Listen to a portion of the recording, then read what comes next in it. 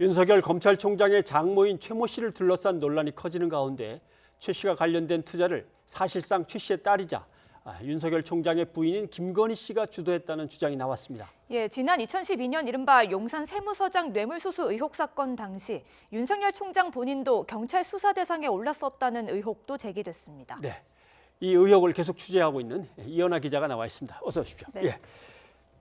보면 윤석열 검찰총장의 장모 최 모 씨의 투자는 이거 끝난 다음에 또 이거, 그다음에 또 이거 계속 이어지는데 거기에 딸인 김건희 씨가 어떤 식으로 관여가 돼 있다는 거죠?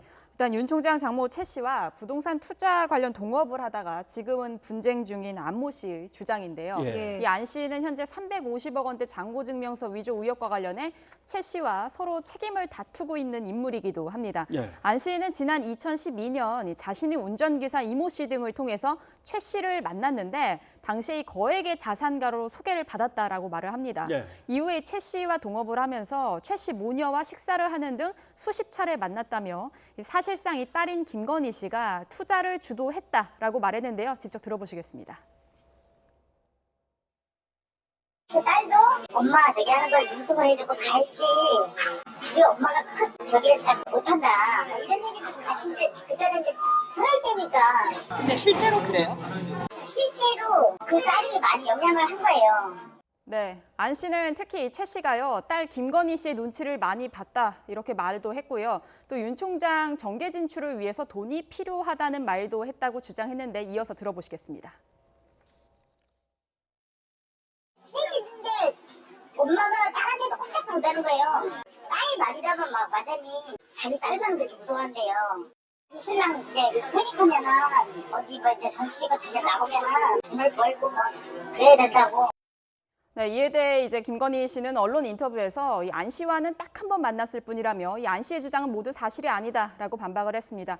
또 윤 총장의 장모인 최 씨 역시 그 자신은 안 씨에게 속아 사기를 당한 피해자다라고 주장을 하고 있습니다. 네. 예, 그런데 이 김건희 씨와의 관련 가능성이요 재판 과정에서 제기되기도 했다고요. 네, 지난 2016년인데요. 이 최 씨에게 사기 혐의로 고소된 이 안 씨 재판 관련 증인신문 녹취록을 살펴보면요.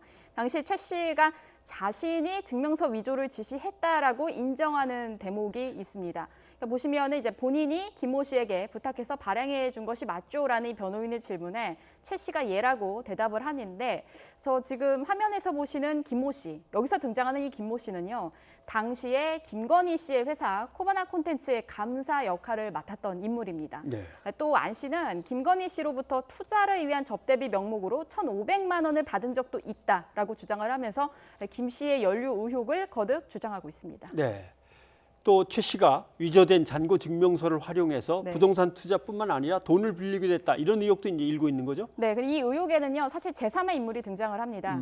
바로 누구냐면 이제 안 씨가 이제 최 씨가 허위 잔고 증명서를 이용해서 또 다른 인물인 임모 씨에게 돈을 빌려오라라고 이렇게 지시를 했고요. 예. 실제 이 관련된 제3의 인물이 돈 3억 원을 빌려줬다라고 주장을 했는데요. 관련해서도 들어보시죠. 포기를 하려고 또 그랬어요. 강자도 있고 뭐 잔고증명은 은행에 돈이 있으면 끊으면 되고 뭐 이렇게 하니까 자기가 10억밖에 못 된다고 돈을 줬다가 어디서 돌려가지고 하래요. 그러면서 이거를 가지고 이해를 시키라는 얘기예요.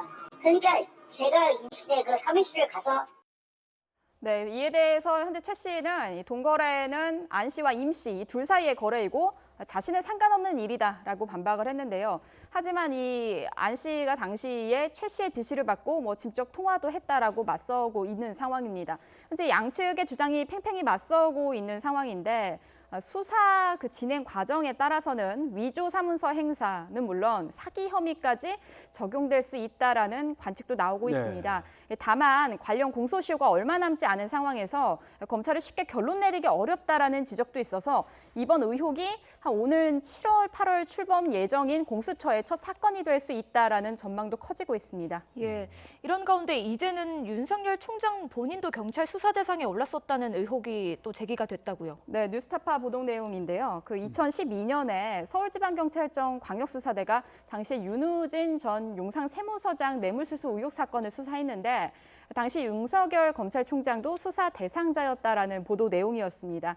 2013년 경찰 작성 문서를 좀 근거로 보면은 당시 육류 수입업자 김모 씨가 등장하는데 이 김 씨로부터 윤우진 전 용산 세무서장이 챙긴 뇌물이 6천만 원 이상 현금과 갈비 세트 100개 등이었다라는 내용입니다.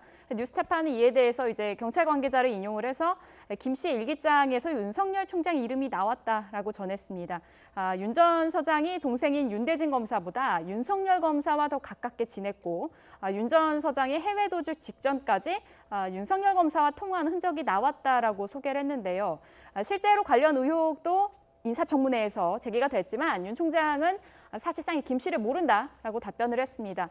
이와 관련해서도요. 사실상 당시 그 수사 책임자였던 황운하 전 경찰 인재개발원장과 YTN이 통화를 했는데 검찰이 덮어버린 사건이라는 생각은 변함이 없다라고 명확하게 밝혔습니다. 예. 참고로 공무원 뇌물 사건 공소시효 10년이기 때문에 예. 윤우진 사건 수사 가능한 시간 1년 정도 남았습니다.